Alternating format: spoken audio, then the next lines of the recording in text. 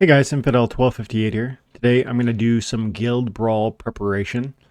If you're new to my channel, I cover Splinterlands, but guild brawls are my favorite thing within Splinterlands. I find it's the most fun and one of the unique ways you can set yourself apart within this awesome blockchain-based video game. If you do well in guild brawls, you earn SPS, you earn merits. If you earn merits, you get gladiator packs. If you get gladiators, you have cards that you can use that no one else will. So it's a really important way to separate yourself from the pack and to therefore get more reward over a long time horizon playing this awesome game.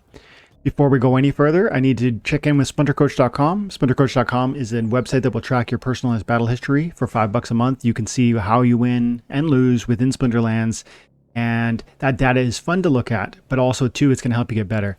One of the ways it might make you be better is by identifying opportunities such as this, like the Elven Mystic wins 60% of the time. It's played 53 battles out of my 1,700 over the last 3 months. And that might seem like a small amount of battles, but there are a ton of cards that are played less frequently that cost way more money. Angel of Light, Ruler of the Seas, Lord of Darkness. These cards were played less frequently, or thereabouts anyways. Look at this, like roughly the same number of battles. And there's a way more cost in Angel of Light or Ruler of the Seas or Lord of Darkness. And yet the win rate is superior with the Elven Mystic too. So it's data like that can point you to the marketplace. You go over to Peak Monsters and you see an Elven Mystic for $1.30 per BCX if you're buying a max level. If you lack this card at the highest levels and you're playing Splinterlands at the highest levels, Splintercoach is showing us that this card is reliable, it's powerful, and it's got usefulness. That neutrality, the 4 mana cost, the damage output, the silence, the kit is excellent. If you don't have it, maybe consider getting it. Go to splintercoach.com and let's get back to the video. So today we're going to do preparations for my guild brawls.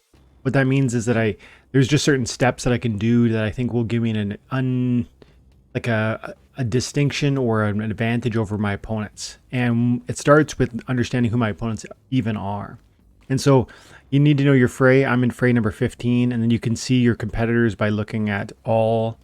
And then these are the different teams: Legendary Dragons, Immortal Gods, there's TNA 1, etc. We're all in here. There's 9 different guilds in this battle, or this fray. Or yeah, I guess brawl. And then if I click on Legendary Dragons, I can actually scroll down and I can see that fray number 15. No, that's fray 10, fray 1, fray 2. This is easier if you do it before the brawl begins. If you do it before the brawl begins, the fray number 15 will be slotted in the 15th spot. But as you can see, I'm searching and searching and searching, and it's not. Where is it?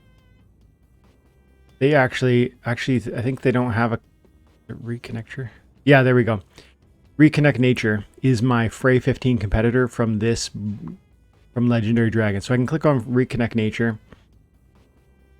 and I can see a bit about his power level. I can see where he plays in Wild and his highest rating. He's 3,800, which is lower than I play. He's got a higher ranking than I've reached before. It's hard to say if he rented cards or if he was more intense back then or what, but this is pretty important, the rating as well as the CP. And then I can go ahead and I can click on his view cards. And it's important to maybe have some sense of notes too. We can reconnect Nature, Legendary Dragons. I'm making notes on a notepad. And then some of the things you might look at would be, so these are his cards. And then you might look at summoners. So from the alpha and beta fray, which I have filtered here, I can click specifically on summoners. I better look at golds as well. And I can see that he has a level 3 Valnamore, level 3 Play-Doh, level 5, level 8 Malric. What else? Level 3 Prince Rin. So he's got level 3s on the higher level summoners. 4 on Cryptmancer, 4 on Selenia Sky. But the thing to note is that the time I'm analyzing this is, there's still 42 hours left in the guild brawls. It's possible for him to come in and rent some of these. And this is important to know though. This is the analysis that can set you apart. He's got a gold level alpha beta deck, very across the board. Everything's excellent for gold, and I bet he will rent a few of these key, like Alrek, or he'll rent you know, some of them. So I need to be careful about that. And he does have Cryptmancer and Selenia Sky. So I'm going to go ahead and make a note. Cryptmancer, Selenia Sky, max level. And then I'm going to put rest gold level, meaning the rest of his summoners.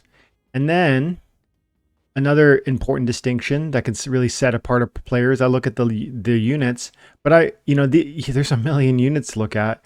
I like to look at specifically the legendary, because these are the cards that are going to really carry you and make you set you apart. So, and we saw already that his Death Splinter had a max level summoner. We also saw that his Dragon had a max level. So it's important to note that a lot of these cards can be played. Chromatic Dragon, Gold Dragon, Lord A. Those are going to get the Lightning Dragon. They're all going to find their full efficiency under his Selenia Sky summoner. Then there's Death Splinter. He has Lord of Darkness max. He has a high level Corrupted Pegasus. The next level really only gives you, I think, one more damage output. Is at level 3 you get the tank heal, the strength, and the reach. So this card, I'm gonna say he's gonna be leaning on those two summoners. I actually suspect he probably won't do a bunch of renting. But then as I look at this and I see he has a full level 4 Spirit of the Sky, a level 4 Angel, level 4 Unicorn, I start to think maybe he might rent a max level green summoner or a max level white summoner, and therefore I might anticipate like a Catrelba. That's a Gladiator that's on the green team. Fortify can be really powerful with that monster. So I'm gonna make a slight note. Strong legendaries. You got to keep the notes basic. You can't write yourself a journal. If it's an essay, you're not going to be able to read it when the battle comes along. So strong legendaries from it's Death, Dragon, Life, Earth, in that order. And so I might expect him to play those. And then lastly, I would click over onto Gladiators if I could. Can I do that? I'm still new to this new format. Okay, so we'll remove all the alpha, beta, promo, all the alphas and betas. And we'll go over to Gladiator. And the units he's got a Titania Blade. Ooh, he's got a level 3 Larissa. Oof, level 3 Larissa. Ay. Now it's still quite slow, but man, this thing can get going. If it gets double strike with the damage, with a boost maybe, the Bloodlust can go kind of wild. So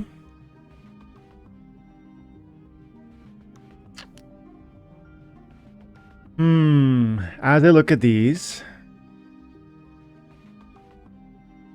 I see more reason to be wary of his dragon team. I see more reason, maybe to be thoughtful about his water team. You could put this with a but some of these notes, like it's like soccer when you play. I don't know if you guys play soccer, play football, if you call it football in Europe, but when you play net, you have to sometimes guess a little bit what your opponent's where they're gonna shoot, left, right, straight. Like you got to jump in advance. You can't wait for the ball to come soaring, and then you got to almost predict what your opponent's gonna do. And to some extent, that's what we're doing. We're looking at his predisposition, the sort of equipment that he's walking with, the tools that he has in his belt, and then we say, well, if I had those tools, I would probably do X. And so I'm gonna be a little bit more cautious about the dragon, maybe. But these are good, strong cards, and these are just his legendaries. If I back away and I just look at, because there's some really good, strong cards that I like playing. Orella, he had 2 strong gladiators from the fire team. But again, I think he only had Malrek at the highest level. That's not a bad summoner, though. Got a strong Isgald. He's got the double striking 3 damage output Catrelba. He's got a strong team. Ooh, look at that. Level 7 in the regular foil with the snare.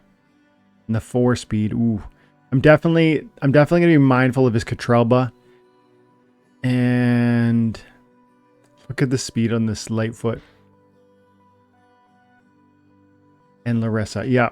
So I'm gonna be like paying attention to his death team, which is quite strong. Archery. Oh, there's too many notes that I could put when your opponent has 5 million power. There's too many notes you can put, and you can't. It has to be bullet point. It has to be simple. It has to be easily understood at the time when the battle takes place. So, but I think there's justification to believe that his Death Splinter and his Dragon are going to be the kind of the main cruxes of his potential attack. Yep. Yeah. Nothing. And I think there's nothing else I really need to say. I'm going to say Catrelba level 7 and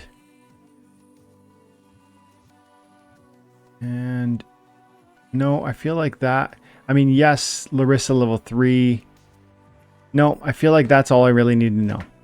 And I'm going to move on to, I'm not going to show you that for every character, but that's what I would do for every one of my heroes, for every one of my opponents.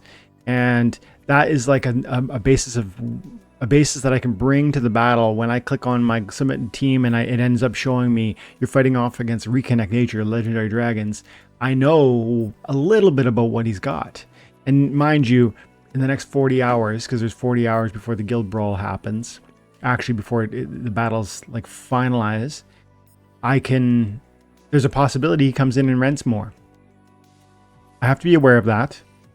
And so doing this research closer to the end, right before you do battles, is often the best. And so I'm going to wait until tomorrow, but I just wanted to begin this clip by sharing that element of analysis in the hopes that it might equip you to be stronger and maybe give you a new angle at receiving more reward for your time and attention in the guild brawl specifically. Because again, I really believe the guilds are both, one, the most entertaining part of this game because of the stakes, and then two, that the stakes are substantial, meaning you can get merits and SPS, and if you get those things, they snowball into something big because those gladiators will distinguish you, not just in guild brawls, but yes, in guild brawls. Now they will distinguish you in the rank reports, in the tournaments, because gladiators are brought in through the soulbound summoners. And so this is more important than ever. Plus the SPS, you need SPS for staking. Well, you can earn it for free when you're winning guild brawls. So get involved, join a guild. Time and attention is always recruiting. Join the Discord and ask for an invitation if you're interested or curious. I'm going to leave it there, guys. Have an amazing day. God bless.